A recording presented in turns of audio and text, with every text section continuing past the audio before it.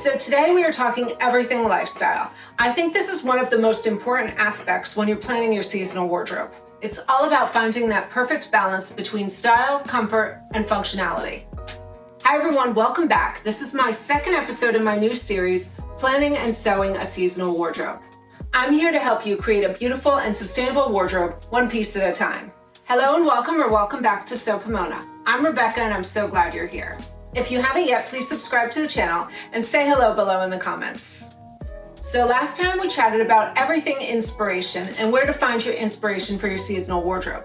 Today we are switching gears and we are going to start talking about lifestyle, activities, weather, season, everything you need to know to plan a successful wardrobe. If you missed the last episode on inspiration, go back and check it out. And please excuse my lisp today. I just got in my first set of trays for Invisalign and I have a little bit of a lisp. I think it's gonna last a little bit, so we will see. All right, so let's get into it. Today we're talking all about lifestyle. So this can be activities, your job, the weather, season, all these things that go into creating a successful wardrobe. So let's start out with lifestyle. This is your job, your daily activities.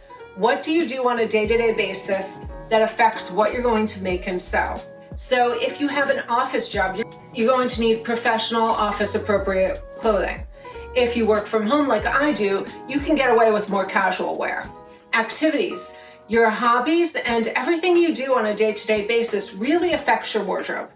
So if you do yoga every morning like I do, you probably need a lot of fitness gear. And if you're outdoorsy, you're going to be into versatile laid-back outfits. I know when I'm sewing, I like to wear really comfortable clothes and things I can change in and out of while I'm fitting. Weather and climate. The weather and climate where you live really affects what you're going to want to wear. I live in Florida, it's very hot, even into the winter, and so my level of layering in fall is going to be very different than if you live up north. If you live somewhere cold, layering is going to be much more important to your wardrobe than it is to mine. Seasons. Each season has its own vibe.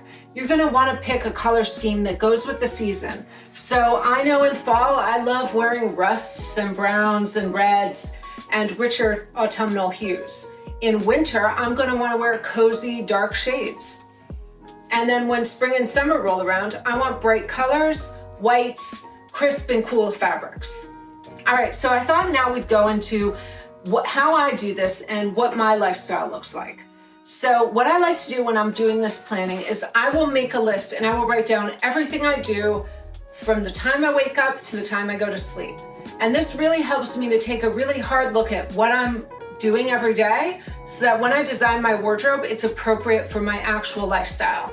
So I start out every morning, I wake up and I have to get my kids ready for school. I have 2 teenagers and I have one who leaves the house by 6 and another who leaves the house at 9. So it's a morning of getting everybody ready and out the door. So I also do yoga every morning with my husband. So that means I am in fitness gear. I am in leggings or sweatpants and tank tops. And so what I usually do is I will put a wrap skirt or something to layer over that so that I am good for the whole entire morning. So this is really an important part of my wardrobe and something I need to have on a daily basis.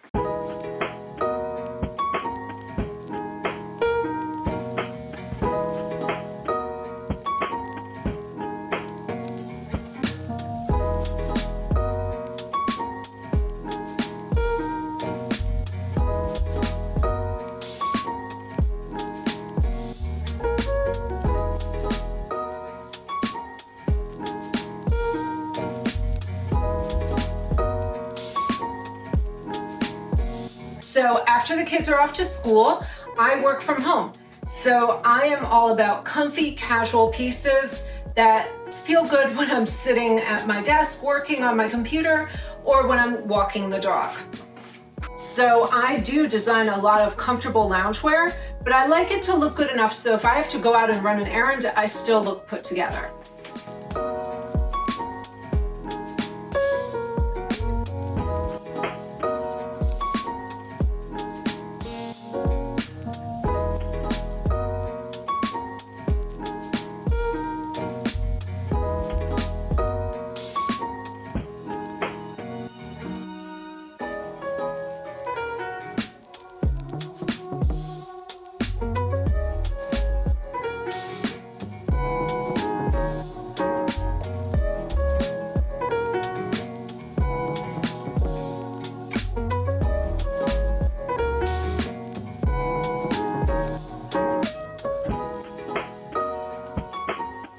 Next step is filming and photography. I am filming in my nicest clothes, and I'm going to be a little more put together when I'm filming. So I'm going to do my hair, I'm going to do some light makeup. I'm going to just present myself in a way I want to be seen on camera. So this is when I pull out my slightly elevated looks. This is about as elevated as I go. Just a nice pair of pants that I made. These are a vintage pattern, and a tank top I made in a rib knit. So I will go very comfortable, but still a little bit more put together looking. Weekend vibes. On Saturdays, we usually go out as a family. We'll go out to lunch, shopping, any activities that we're doing. So I usually will slightly elevate my look on the weekend because we're going out as a family.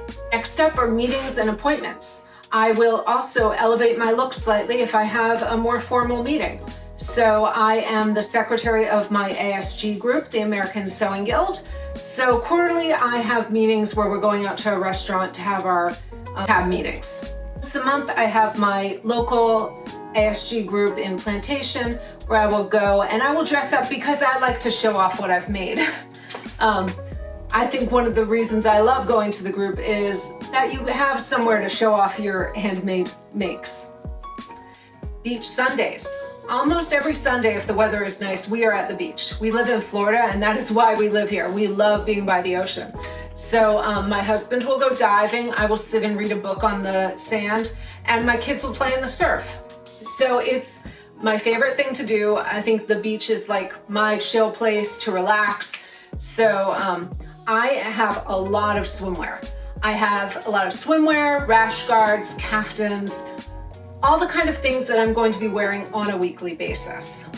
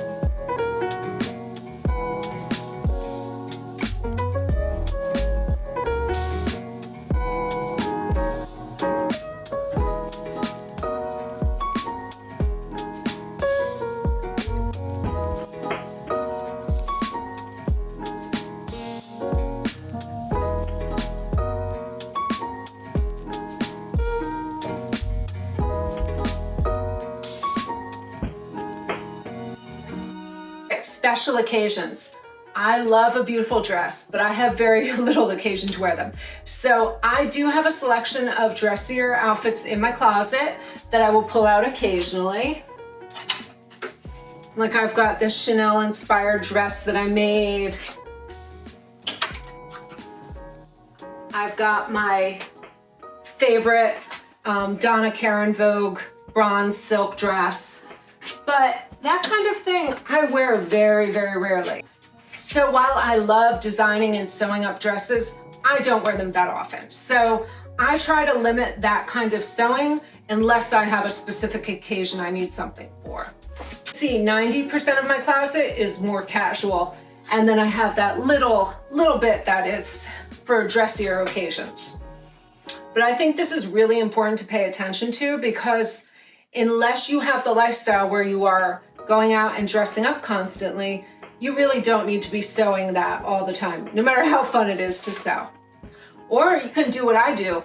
I have started leveling up my casual wear to make it feel special so that even though I'm not sewing the fancier makes, I feel like I'm sewing something fun. And then travel. I don't travel as often as I'd like, but I do travel a few times a year, and I like to make a curated capsule wardrobe for each trip I take.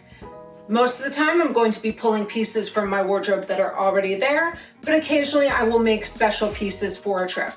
So if you watched one of my recent videos where I showed what I made for my Palm Springs trip, I made specific pieces for that trip. And don't forget that evening wear. I make really nice, I've been trying to make really nice luxurious pajamas and sleepwear lately, just because I wear that every night and I want to look nice even when I'm at home just lounging, reading a book or watching a movie.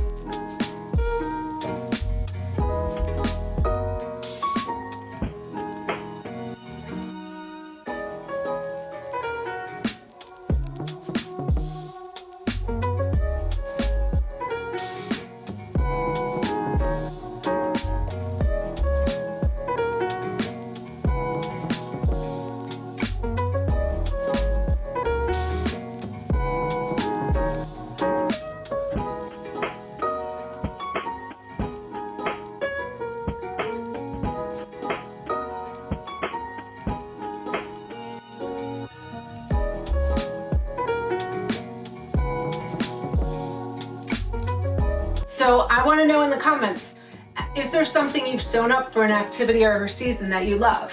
Let me know. And what season are you sewing for right now? I'd love to know what you're planning on making. Are you excited about getting sewing? Let me know if you have any questions that relate to this series, because I'd love to answer any questions you might have. I hope this video has helped you really think about what your day-to-day lifestyle looks like and how to better design pieces for that wardrobe. I think it's really important to have pieces in your wardrobe that are versatile and that you're going to wear on a daily basis and love.